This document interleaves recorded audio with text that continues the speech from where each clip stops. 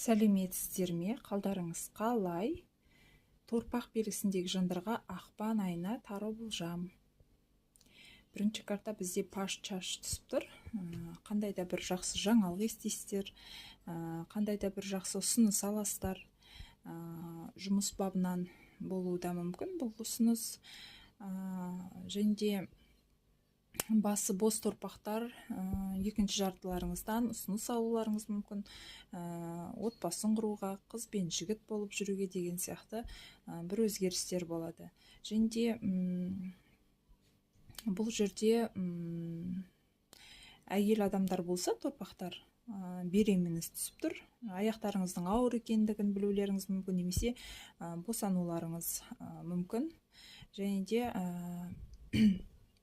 келесі бізде тройка пентакль, қандай да бір мәселені бірігіп жасау,